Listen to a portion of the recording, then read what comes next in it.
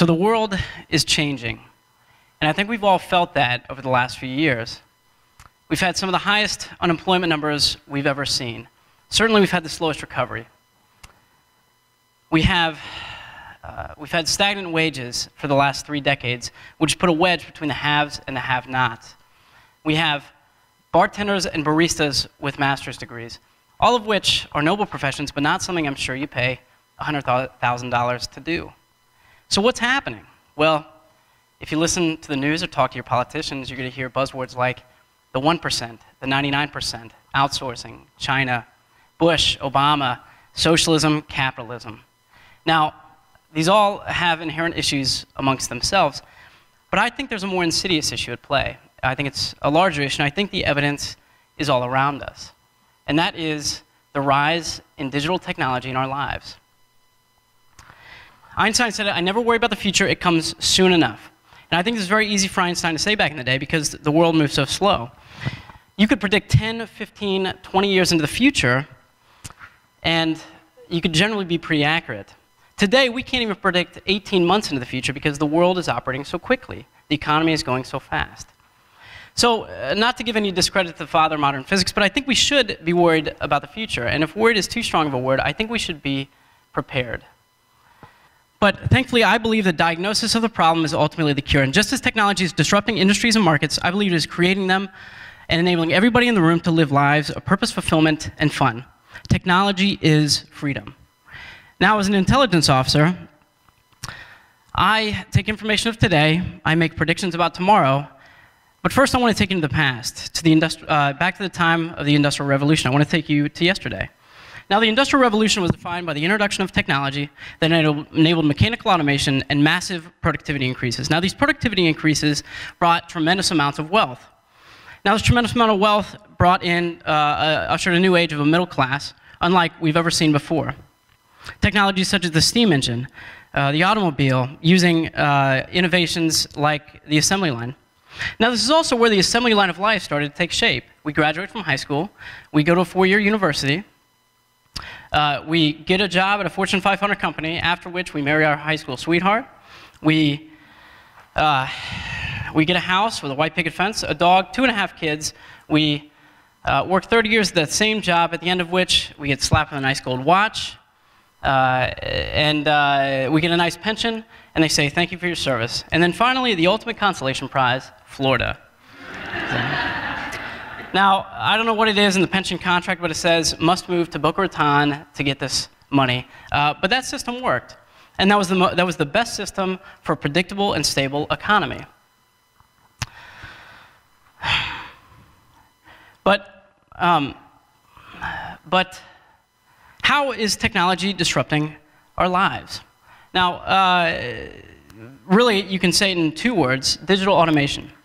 Now, there was 2 University of Oxford researchers, Stephen Osborne and Carl Frey, and they wanted to know what percentage of jobs in the future, over the next 2 decades, could become automated, that is, be taken over either by robotics or software. So they just released the results of their study a few weeks ago, and the results were stunning. 47% of American jobs could potentially be automated over the next 20 years. That's crazy, isn't it? I thought it was so too, but I think if we take a step back and we get a little perspective and we look at the evidence all around us, I think that it's not so crazy. When was the last time you were in a Blockbuster movie rental place? I can't remember the last time. Most weekends I'm addicted to Netflix. I can watch House of Cards all weekend long. I never have to leave my house. In fact, I never have to leave my living room. In 2002, at the height of Blockbuster's reign, they had 60,000 workers and $6 billion worth in the company. Today, Netflix is worth $20 billion with a B dollars, over 3 times what Blockbuster's worth, and so you would expect they have 3 times the employees. Well, they don't. They have 2,000. That's a reduction of 58,000 jobs. And it wasn't China, it wasn't the 1%, it wasn't Obama, it wasn't Bush, it was digital automation and the digital technology revolution that's disrupting it. And this is Blockbuster today.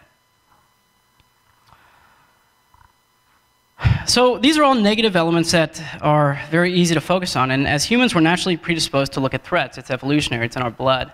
But I think there's a silver lining here, and that is that digital technology is changing the way our lives for the better.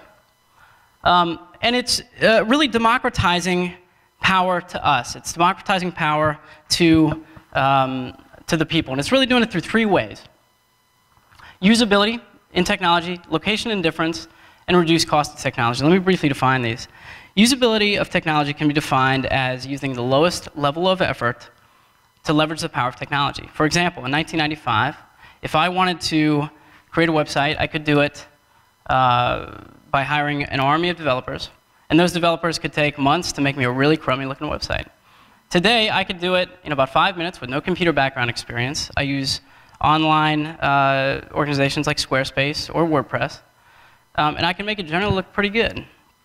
That's usability. That's one enabler of the power that this technology revolution is giving us. Number two is location indifference.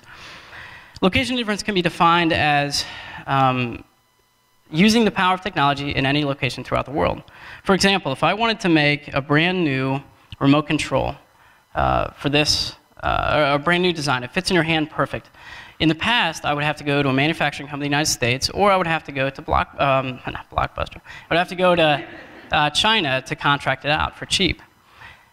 Today, I can download free AutoCAD software online. I can go to Staples, buy a 3D printer. I can plug it into it, and then from my own living room, I can print out a brand new design prototype of this. That's location indifference. And then finally, this one I think you're most familiar with is reduced cost of technology. As technology gets more mature, it gets cheaper, it gets better. So for example, think back to the first computer you ever bought. Some big, bulky, clunky looking thing, green screen, barely played Pong, and it cost probably a couple $1,000s. Well, today, I have the power of all human knowledge in my pocket. And it cost me $200 after rebate. So these are the enablers that is giving us, is democratizing, giving to the people, everybody in this room, the powers of the digital technology revolution. So somebody who really embraced this, and maybe didn't realize it at the time, was a guy named Casey Neistat. Now Casey, he's a filmmaker. If you haven't heard the name, I'm sure you've seen his films. And Casey didn't have the best growing up. He was the middle of 4 kids. He was constantly getting into trouble, suspensions, expulsions. At 15, he was kicked out of his house. At 16, his girlfriend became pregnant. 9 months later, had the kid. He was on welfare, moved to a trailer park, and he started working as a dishwasher. So by all ways in which we measure society, Casey wasn't going anywhere. But Casey had a passion. He had an itch. He wanted to go after making films, and he wanted to start doing it. So he did what anybody with a passion does. He maxed out his credit card, bought a brand new iMac, and bought a digital camera and started honing his craft. Now, over a period of a couple years, he got better at what he did, and then all of a sudden, a new technology came about called YouTube. You may have heard of it. Casey was able to upload his videos on YouTube, and instantly, he had an audience of 6 billion people. With Casey's unique style, the views started rolling in, 10, 50, 100,000, 100,000, million. And advertisers and companies started to take notice, and they started asking him to make commercials for them online. Today, Casey makes commercials for companies such as Google, Nike, and Hollywood movies. Casey now lives the life of his dreams, and he does it because of the digital technology revolution. When I got to talk to Casey, he told me that if he would have started 10 years prior, he wouldn't have been able to do it because of the cost of going to film school is just too high. But with the usability of video editing software on an affordable iMac computer and the ability to do it anywhere, Casey was able to live the life of his dreams. For Casey, technology is freedom. So I've given you the what. This is what the digital technology revolution is giving us, but what about the how? How can we apply this into our lives? Well, I think we all need to become entrepreneurs. And that doesn't mean we all need to start companies, but that does mean that we all need to bring on the entrepreneurial mindset. We all need to think like an entrepreneur. We need to be adaptive, we need to be flexible, and we also, most importantly, need to be independent, more independent than we are today. So if you expect that you're going to be able to get the skills you need today and for tomorrow from the jobs you work on, from organizations that you're part of, you're sadly mistaken. The skills that we need today are not going to be the skills that we need tomorrow. But thankfully, there's a silver lining, as most of what I'm talking about, minus the first part. And we can embrace this. There's ways to do it, and it's through technology. For example, I can go online today, and I can learn any course I want from really any college, including Ivy League schools, from some of the top minds in the world. And I'm doing that right now. I'm actually taking an artificial intelligence class from the top artificial intelligence guy in the world from Stanford University, and I'm doing it for free. Anybody in this room can do that through companies like Coursera. Let's say you have the next idea for the great American novel, or you have the next idea for the great American comic book character. You can go online to organizations like Indiegogo or other crowdfunding sites, and people will pay you to make these projects a reality. That's incredible. So also, if you want to take a leap into the next century, 21st century, you can learn how to code. You can learn almost any computer language online for free through organizations like Code Academy, and so on and so forth. Now, somebody who did this was a friend of mine named Tamisha DeSangles Wilson. Now, she was also in the Air Force, but she decided to get out to raise her family, which is a very honorable, noble thing to do. But she was always interested in technology. She was always interested in entrepreneurship. So she started going online, learned to code for free, and she started dabbling in building websites. And finally, she stuck with this, weddingworthy.com. Now, what weddingworthy.com is, it's a central hub for brides and bridesmaids to go to look for any wedding accessory they could ever want. There's thousands of suppliers on there. Anything you could possibly imagine, they can find. Now, when a bride goes on, they can pick whatever bag they want, for example, and it gets shipped directly to the house. There's no overhead that Tamisha has to worry about. Nothing's stored away under her bed or in her garage or in her closet, bathrooms. It's all direct shipped from the manufacturer. So there's no overhead for Tamisha. So it's really just Tamisha and a couple contract workers.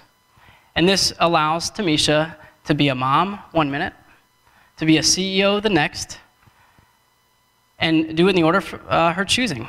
She can live 2 different lives and not compromise on either. For Tamisha, technology is freedom.